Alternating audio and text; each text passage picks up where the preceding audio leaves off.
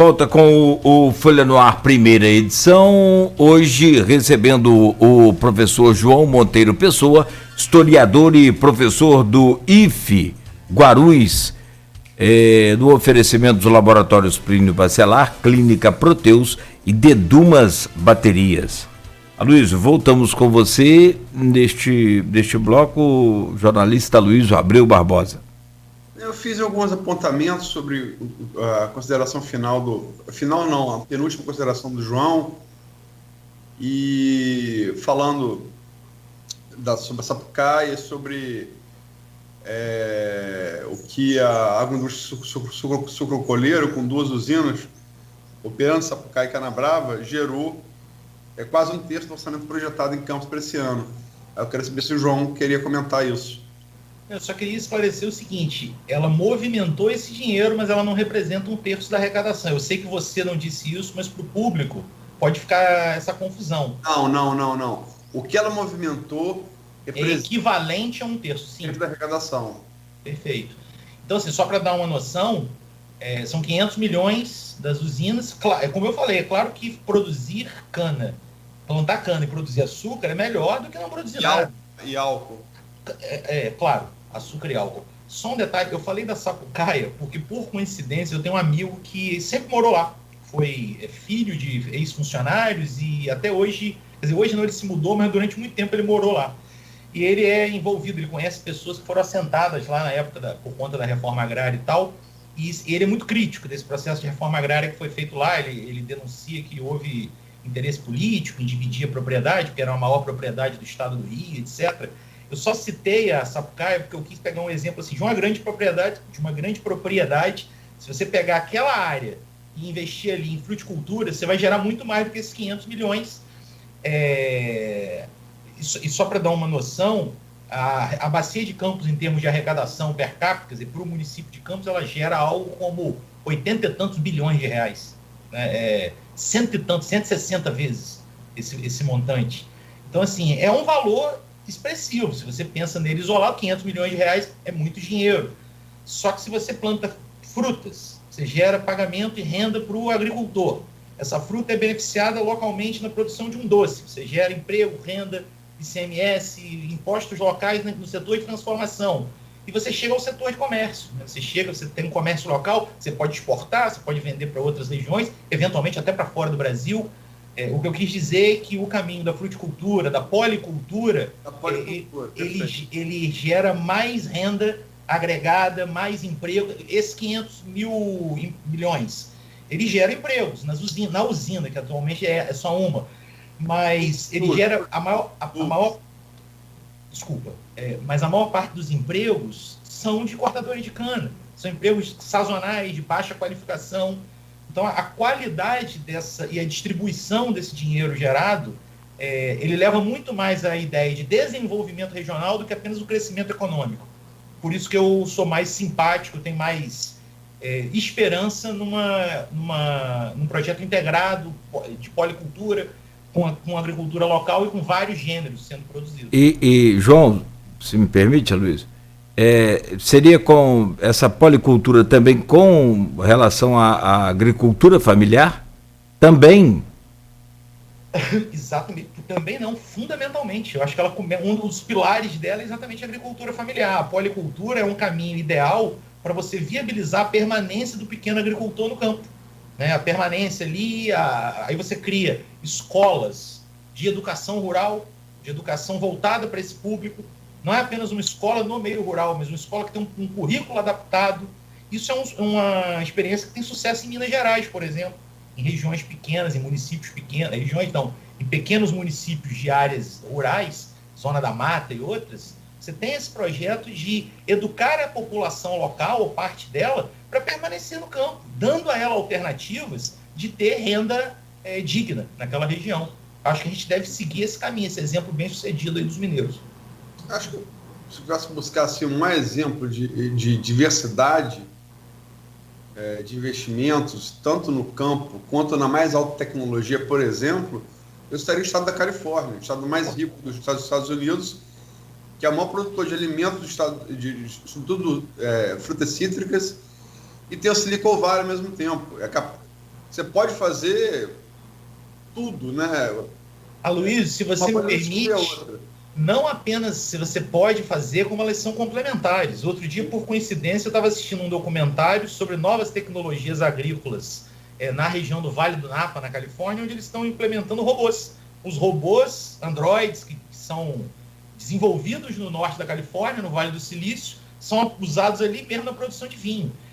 A Califórnia representa 40% da produção agrícola americana, só para dar um dado aí ilustrando o que você apontou. Perfeito, eu acho que o caminho do desenvolvimento ele passa justamente por conseguir desenvolver essas várias frentes simultaneamente e não optar por uma ou outra, né? Mas vamos aqui para o tema estabelecido para o bloco, que é combate à Covid no governo Bolsonaro.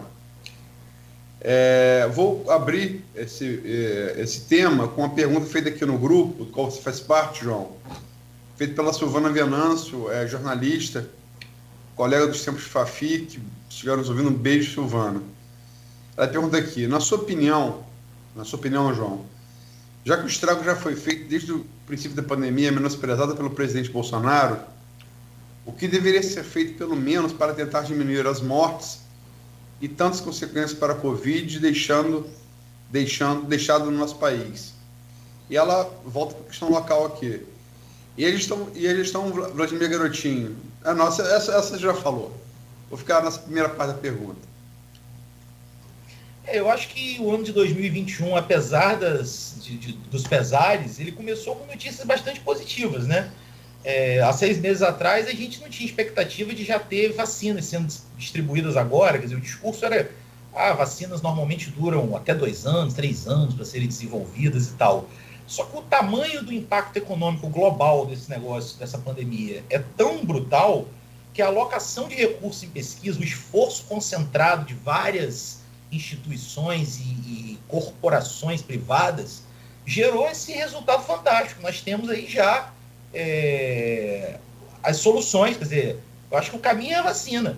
O problema é justamente que as vacinas normalmente são produzidas em doses menores. Você não vacina a população global inteira de uma vez. Então agora a gente está vivendo uma corrida louca pela vacina e me parece que o governo federal mais atrapalha do que ajuda. Quer dizer, a solução acho que é muito clara. Não tem muito o que inventar, né? Continuar mantendo as precauções de distanciamento social, de práticas sanitárias, de higiene e tal, evitar ao máximo se aglomerar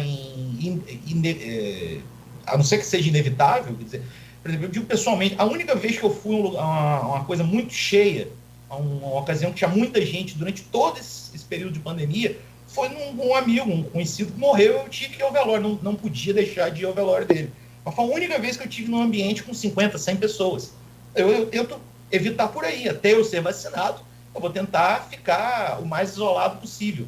Acho que não tem outro caminho. Agora, eu vejo o governo Bolsonaro, por uma questão estratégia, eu não acho que é loucura, não acho que é maluquice. Tem uma estratégia, tem método na loucura dele. Ele joga contra o processo de vacinação. Então, isso é que é desalentador. Eu acho que eu tenho amigos do tempo de faculdade que são farmacêuticos. O tempo que eu tenho de professores tem de indústria farmacêutica. E eles diziam, no fim do ano passado, que o problema seria a logística. De produzir, envasar, distribuir em 6 mil municípios, 400 milhões de doses para imunizar todo mundo. Eu começo a fazer as contas e achar que é impossível a gente imunizar a população inteira esse ano. Isso é que é o problema. Quer dizer, temos uma solução, mas o governo, ao invés de encaminhar essa solução, fica mais buscando problemas, retardando, enfim. Tem um comentário aqui, fora da entrevista. A Anice Barcelos, a telespectadora, sugeriu que entrevistássemos o Igor Pereira, vereador eleito, que foi para a Fundação da Infância e Juventude, Fundação Municipal. Não há arranjo político aí, né, para licença na mesa da Câmara. E ela pediu: convide o Igor Pereira como presidente da Fundação. Nós já entrevistamos aqui após a eleição, né, Nogueira, o Igor, enquanto vereador reeleito. E só para deixar claro, eu fiz o convite a ele por telefone, falei que ia me ligar, depois liguei 2 vezes e ele não me retornou. E eu externei que o Igor tinha sido convidado, e a Anice coloca que cadê o comentário? Os comentários pulam. Cadê o comentário da Anice? Aqui. Nice Barcelos, Aloysio Abreu Barbosa, ele não tem capacidade para o cargo, opinião da Nice, né? Ele já recebeu até o apelido de Odorico Paraguaçu lá. Só chega lá rodeado de pessoal que parece ter chegado, entre aspas, do cangaço. Sugiro basear-se no SA para ver onde chegam as respostas. Lá não é lugar de políticos. A política pública de lá é essencialmente para atender a crianças e adolescentes em vulnerabilidade social. Das escolhas do prefeito até agora, essa foi um tiro no pé. Eu vi a fundação nascer, eu estava lá, eu, Roberto Henrique, Soledil e muitos outros, inclusive alguns morreram em acidente viajando de serviço. Fica aqui o testemunho da Anice, e reforçado, se estiver nos ouvindo, o vereador eleito e presidente da fundação, Igor Pereira, para voltar ao programa, como já tinha convidado, inclusive seria essa semana, né? Mas ele não retornou. João, tem até aqui no grupo aqui, tem uma... Dá asa a muita piada o governo, né? Todo governo dá, mas esse mais um pouco. O Roberto Shoa, que é policial federal, especialista em segurança pública, fez aqui uma piada que eu acho que ela se encaixa no que você falou agora há pouco. Diz que, assim, se tiver um golpe militar no Brasil, que a logística seja do Pazuello. Tomara! Mas falando sério, o que você acha porque você pode não gostar do Mandetta, você pode não gostar do Taixe, mas é inegável que são pessoas da área, né? O Taixe, inclusive, academicamente falando, é muito respeitado, né?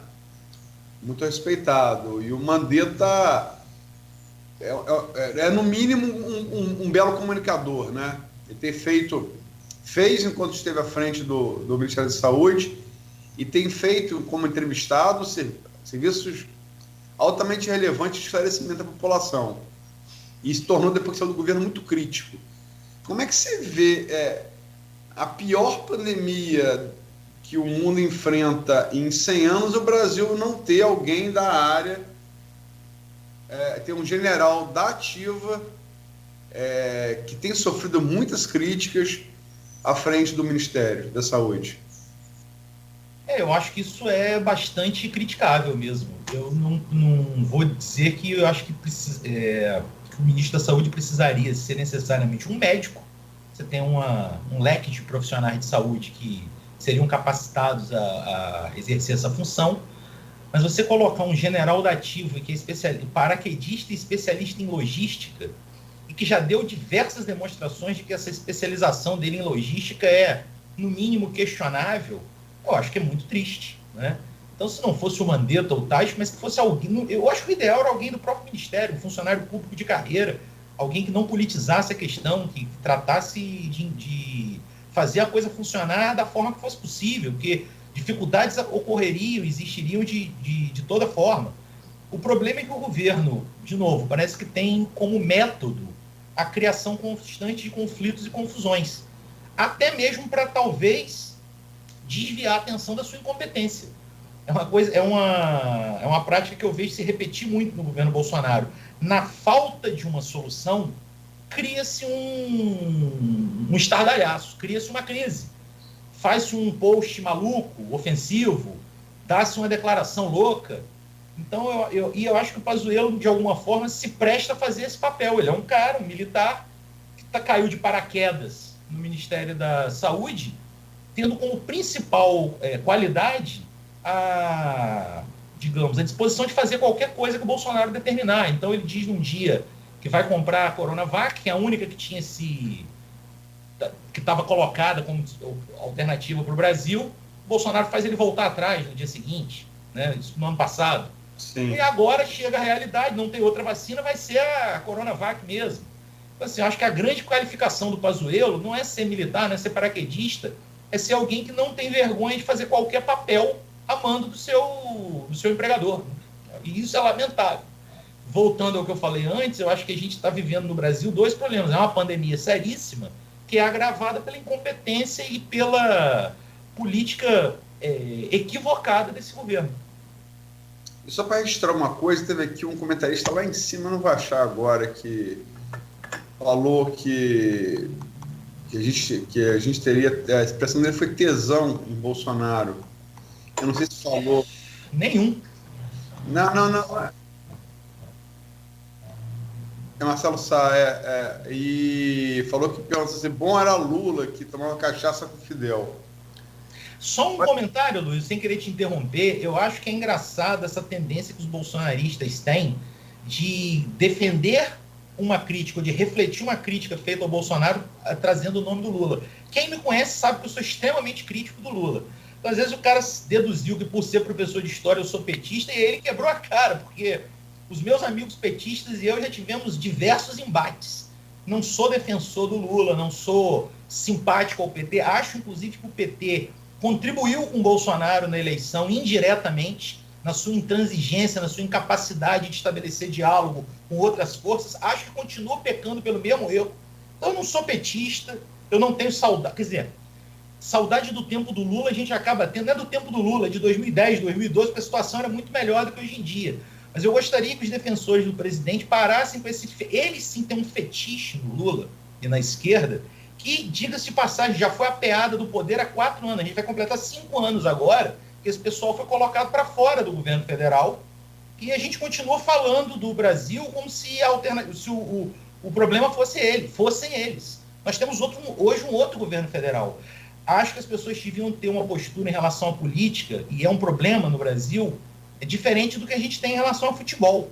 Eu sou botafoguense e eu vou afundar com o Botafogo, sofrendo e me irritando, mas eu sou botafoguense. Eu critico até o Botafogo, mas eu vou continuar torcendo por ele. Agora, o papel de um eleitor não é torcer por quem ele elegeu, não é torcer pela pessoa que recebeu o seu voto, é cobrar. O voto é um contrato. Eu voto em você para fazer determinadas coisas, para cumprir um acordo. Eu voto em você para me representar. Se você me representa, eu voto em você de novo. Se você não me representa, eu te critico. Então, assim, eu não entendo essa postura que os caras têm de, diante de todo o caos, de todo o desastre, continuarem negando. Por exemplo, um dos pilares do Bolsonaro era a proposta de privatizações. Eles não conseguiram privatizar nada. Eles não conseguiram... Um trilhão. Eles não conseguiram privatizar... Ele ia privatizar R$1 trilhão ou de dólares, né? No primeiro ano, e zerar o déficit público no primeiro ano. Isso era uma loucura. Qualquer economista sabe que isso não seria possível. Mas eu imaginei que uma meia dúzia de privatizações iriam sair. Eu não estou nem dizendo que eu sou simpático, eu estou defendendo essa política. Embora algumas privatizações eu acho que sejam até necessárias mesmo. Mas assim, a Eletrobras estava na estava na agulha para ser privatizada. Os Correios estão prontos, maduros para ser privatizados. O governo não consegue implementar nem isso. Então, assim, você é liberal, votou no governo apostando nessa agenda liberal e não vai criticar a traição dessa agenda, o fato de que o governo virou as costas para ela. Isso é que eu acho espantoso, sabe? Acho que o eleitor tem que entender que ele não é um torcedor de um time. Ele é um cidadão que escolhe um representante e depois deve cobrar dele. Eu estou aqui cobrando do Bolsonaro, como eu cobrava do Lula, da Dilma, e os meus alunos aí, poucos heróis que estão me assistindo, mas muito